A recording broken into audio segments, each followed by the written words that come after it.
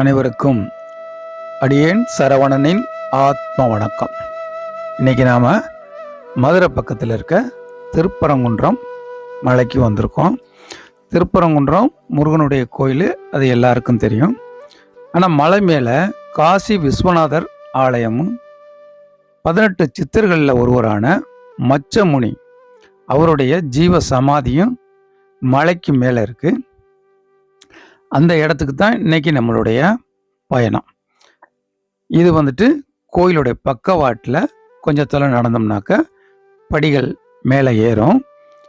அந்த படி வழியாக போனோம்னாக்க நமக்கு மலைக்கு மேலே காசி விஸ்வநாதர் ஆலயத்துக்கும் மச்சமுனி அவருடைய ஜீவ சமாதிக்கும் போகலாம். போகிற வழியில தான் சிக்கந்தர் அவருடைய தர்காவும் அங்கே இருக்கு. அதனால இஸ்லாமிய பெருமக்கள், நம்முடைய சகோதரர்கள், அவங்களும் இந்த படிக்கட்டு வழியா நிறைய பேர் பயணிச்சு அங்கே வருவாங்க. இப்போ நாம் பார்க்கறது மலைக்கு போகிற வழி ஒன்று. இது மலைக்கு போகிற வழி. இது சைடில் இந்த காவி கட்டி போட்டிருக்கிறது கார்த்திகை, மகா கார்த்திகை அன்னைக்கு தீபம் ஏற்றுவாங்கல்ல, அந்த வழி. இப்போ நாம் மலைப்பாதையில் போய்க்கிருக்கோம். இந்த மாதிரி தான் அதனுடைய வழி அமைப்புகள் பாறைகளை அடுக்கி வச்சோம். அதே மாதிரி பாறைகளை செதுக்கி கால் தடம் மட்டும் வைக்கிற மாதிரியும் இந்த பாதைகள் இந்த இடத்துல உருவாக்கியிருக்கு. இப்போ நம்ம கண்ணுக்கு முன்னாடி தெரிகிற இடம் தான் தீபம் ஏற்றுற இடம். கார்த்திகை மகா தீபம் அன்னைக்கு தீபம் ஏற்றக்கூடிய இடம் இதுதான். இந்த இடம் தான் தீபம் ஏற்றுற இடம்.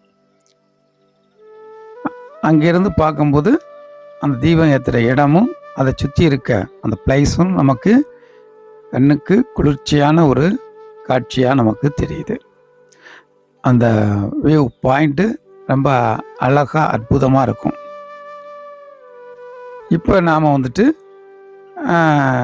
கிட்டத்தட்ட சிக்கந்தர் ஒளியில்லா தர்கா இருக்க இடத்துக்கு இப்போ நாம் வந்திருக்கோம்.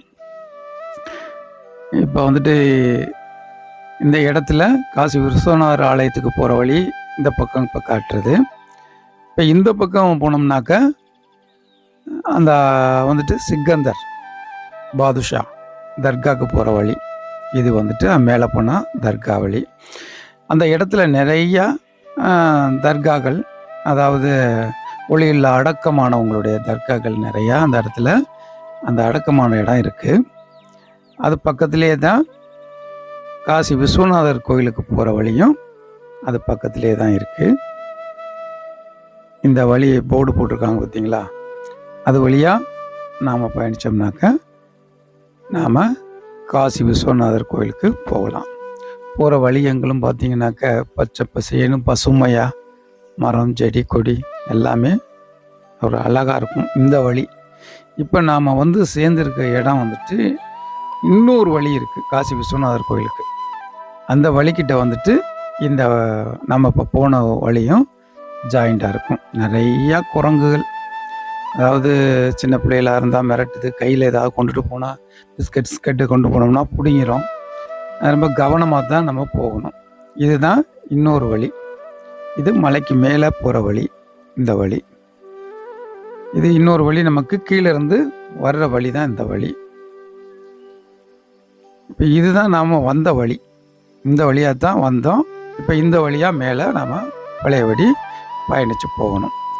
இப்போ மலைக்கு மேலே நாம் நடந்து போகும்போது ஆங்காங்கே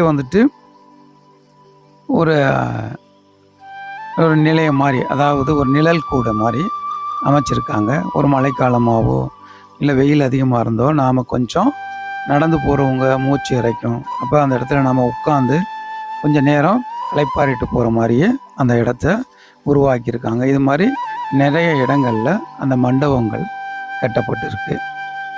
ஒரு 5-6 மண்டபம் இருக்கும் அப்படின்னு நினைக்கிறேன். அதே மாதிரி மேலே போகும்போது நீர் தடாகம், அதாவது மழை பெய்யும் போது அந்த மழை நீரை சேமித்து வச்சுக்கிட்டா வெயில் காலங்கள்லையும் நீர் பயன்படுத்திக்கலாம். அந்த மாதிரி மலையிலேயே ஒரு நீர் தடாகம் உருவாக்கி வச்சுருக்காங்க. மக்களுக்குமே தண்ணீர் மேலே போனால் தேவை தானே, அதனால் அப்போவே அது அந்த மாதிரி உருவாக்கி வச்சுருக்காங்க. அதே மாதிரி ஒரு நிழல் கூடை மண்டபம் தான் அது. இதுவும் போகிறவங்க வர்றவங்க கொஞ்சம் நேரம் அந்த இடத்துல களைப்பாரிட்டு போகிற மாதிரி அதை நாம் வச்சுருக்காங்க. ஒரு அங்கேருந்து பார்க்கும்போது அந்த வியூ, அதாவது வயல் ரொம்ப அற்புதமாக நமக்கு காட்சி கொடுக்குது. இப்போ நாம் மேலே வந்துட்டோம். இதுக்கு கொஞ்சம் கீழே இறங்கும். அதில் இருந்து நமக்கு இந்த கோவில், நம்ம காசி விஸ்வநாதர் கோவில் வந்துட்டு இதிலேருந்து நமக்கு ஆரம்பிக்குது. இப்போ நாம் அந்த ஓரத்தில் பார்த்துட்டு இருக்கோம் பார்த்தீங்களா, ஊதா கலரில் ப்ளூ கலரில் கேட்டு மாதிரி போட்டிருக்குதுக்கு அந்த பக்கம் நீர் சுனைகள் இருக்குது. நீர் சுனைகள் தான் இருக்குது. அந்த ஏற்ற மாதிரி தெரிகிறது தான் கோவில். இது வந்துட்டு சமணர்களுடைய சிற்பங்கள். அது அங்கே அந்த காலத்தில் உடை சிற்பங்கள் உருவாக்கப்பட்டிருக்கு. சமணர்கள் சிற்பம் அது. இப்போ இந்த கோயிலுடைய ஒரு வாசல் இது. இதே மாதிரி முன்பக்கமும் ஒரு வாசல் இருக்குது. இது கோயிலோட பின்பக்க நுழைவாயில். பெரும்பாலும் நடந்து வரவங்க இது வழியாக தான் நாம் உள்ளே போவோம். கோவிலுக்கு மேலே சிவன் பார்வதி ரிஷப வாகனத்தில் இருக்கக்கூடிய காட்சி. இது கோவிலுடைய இன்னொரு பக்கம், முன்பக்கமாக உள்ள பகுதி. இதுதான் காசி விஸ்வநாதர் ஆலயம். இப்போ இந்த உள்ளே வந்துட்டு வீடியோ எடுக்கக்கூடாது கருவறையை அப்படிங்கிறதுனால நாம் வெளியில் மட்டும் காமிச்சிருக்கோம். இப்போ இந்த நீர் தடாகத்தில் தான் சுவாமி 18 சித்தர்களுடைய ஒருவரான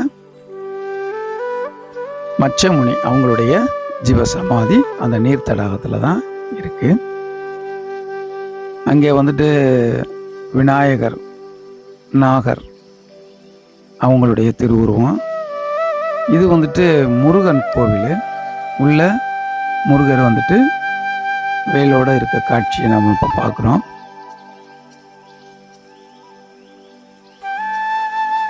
இது சைடில் வந்தோம்னா இந்த முருகன் கோவிலுக்கு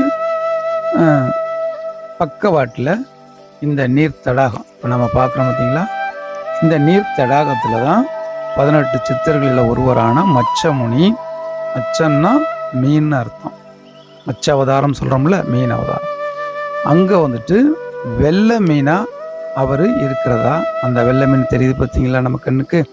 அவர் வெள்ளை மீனாக வந்து நமக்கு காட்சி கொடுக்குறதா ஒரு நம்பிக்கை. அது மாதிரி சில நேரங்களில் நானே வந்திருப்பேன், வந்து பார்த்துருக்கேன். வெள்ளை மீனை வந்துட்டு ரொம்ப நேரம் வெயிட் பண்ணி பார்த்துருந்தாலும் பார்க்க முடியாது. ஆனால் இன்றைக்கி அந்த காட்சி நமக்கு அற்புதமாக கிடைக்கிது. இதுதான் அவங்க மச்சமுனி அவங்களுடைய ஜீவ சமாதி இருக்கக்கூடிய இடம்.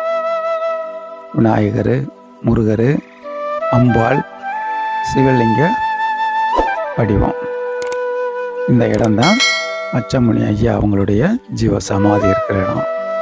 இதுக்கு கீழே, இது இப்போ கீழே தான் இந்த தடாகம் இருக்குது, இந்த நீர் தடாகம் இருக்குது. இது பைரவருடைய திருவுருவச்சிலை.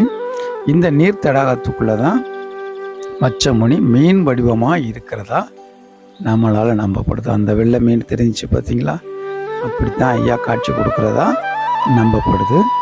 மக்களுடைய நம்பிக்கையும் அதே மாதிரி இருக்குது. இன்றைக்கி வெள்ளை மீனாக ஐயா காட்சி கொடுத்துருக்காங்க. இதை கண்டு கழிக்கும், இந்த காணொளியை பார்க்கும் அனைவருக்கும் ஐயாவுடைய காட்சி கிடைச்சதா அர்த்தம். உங்கள் வாழ்க்கையிலையும் நல்லது நடக்கட்டும். இப்போ நாம் மச்சமுனி ஐயாவுடைய காட்சியை பார்க்குறோம். அற்புதமாக காட்சி கொடுக்குறாங்க இல்லையா, அருமையான காட்சி. இதை முடிச்சுட்டு அதுக்கப்புறம் எப்போவுமே நம்ம வழக்கமாக எந்த ஆலயத்துக்கு போனாலும் கொஞ்ச நேரம் நாம் தியானத்தில் இருக்கிறது வழக்கம். அதே மாதிரி அங்கே ஐயா காசி விஸ்வநாதரை தரிசனம் பண்ணியாச்சு, ஐயா மச்சமுனியை ஐயா அவங்களையும் தரிசனம் பண்ணியாச்சு. அதுக்கப்புறம் ஒரு அமைதியான இடத்துல கொஞ்ச நேரம் தவத்தில், அதாவது தியானத்தில் இருந்தோம். தியானத்தில் அற்புதமான இடங்கிறதுனால அந்த ஆற்றலை நாம் அந்த இடத்துல உணர்ந்தோம். அதே மாதிரி எல்லாரும் ஒரு முறை திருப்பரங்குன்றம் மலை மேலே இருக்கக்கூடிய மச்சமுனி ஐயாவையும் காசி விஸ்வநாதரையும் தரிசனம் பண்ணி அவங்களுடைய ஆசியும் அருளையும் பெற வேண்டும்.